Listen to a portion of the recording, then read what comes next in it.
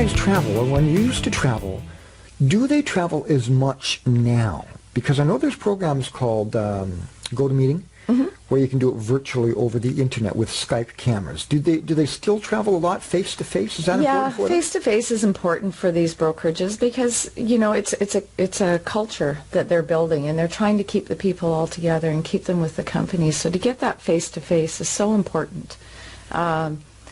And here I'm running a virtual assistant company, and there's people I'm working for across Canada that I've never met. We have a great relationship. We talk on the phone all the time and so forth, but I do believe that face-to-face is number one. Is the best way. It's the best way, yeah. Yeah, with technology driving our society now, and sometimes we can't get to the meetings, telephone is secondary, second best. Email. Well, probably Skype is second best, Skype, and then telephone, and then email. Email. Do a lot of emailing? A lot of emailing. You know, I have over 3,000 emails in one of my accounts. Oh, no. Anything that's in my inbox is something I need to deal with. Oh, and something wow. Yeah, so I keep it pretty current. I wish I had the courage to do that. No, I'm very, very, very organized, very with it. I'm on top of things all the time. I'm on top of my emails. I'm very responsive to my emails and to my clients. I don't leave them hanging. Well, when you're dealing with a broker or like a mortgage, hundreds of thousands of dollars, sometimes millions of dollars, they want good service, and they want it particularly organized a certain way. Were you always this organized? Or did you have to learn? Is it a learned skill to be organized like that? I must have had it in me, because when I became an executive assistant, I didn't know how to be an executive assistant, and you learn as you go. And I had a great, wonderful mentor boss that I worked for, and he brought me along, and I learned that responsiveness and learned responsibility. On top of emails, don't leave people hanging, return those phone calls. You could teach this now, couldn't you? Oh, people are so resistant to it. Really?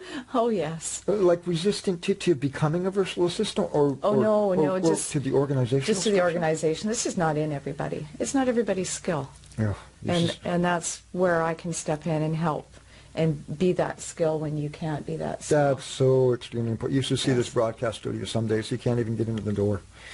Not pretty organized. Not only, well, yeah, I've had a lot of time. Not only, it's the little things and the major things, and you deal with digital stuff and paperwork as well. So you got to be on top of that all the time. You do. You have to be right on top of it, and you have to be very accurate. Yeah. And so I build the CRM system to the broker's terms, what they want, how many times they want to talk to their client, how they want to talk to their client through mail out, an email, a text, right. On the phone, reminders. Did you used to use Maximizer? Do you remember Maximizer? I've heard of the program, but no, I have not used it. Oh, I love it. It's a relational database where you put in anything, like their phone number, the last 4 digits of their phone number brings it up. You're familiar with that, right? Mm-hmm. There's many programs out there that look after CRM. And what you're saying is that, they've got fields, their birthdays and their anniversaries and weddings. Spouses, kids, dogs.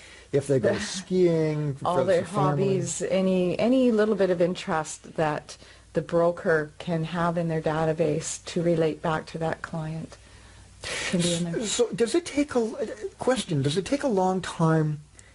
And I would say that this is what they call a digital relationship. Sometimes when you don't meet them in person and you're doing the back end stuff, does it take a year or 6 months or something? Is there a number that it takes to build that relationship? Does it happen quite quickly, or does it happen as you add to the database, or does it take a year to say, I sent them an anniversary card, or Yeah, for me, well, it's a multi-level. So for me, with my clients, we pretty much have a good relationship right away.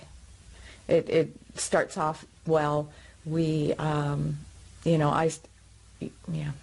two parts to this question. So, my relationship with the broker is very upfront and honest and open, and develops very quickly. The broker with their client, they come in basically when they're wanting financing, they want to buy a home. So it's a very vulnerable time for the client when, they're really wanting to get a home, and they might be on the bubble of if they can or they can't. And when that mortgage broker can come in and get that financing for them and get them into their dream home, it's a wonderful thing. So if that broker stays on top of that relationship and stays in touch with them, and in a lot of cases they become friends with their clients, it keeps them top of mind. So they might just refer them to somebody else, or they're going to renew with them in 5 years, or use them for their finances. And let's face it, this is the largest purchase of their life other than their car. So it's very, very important.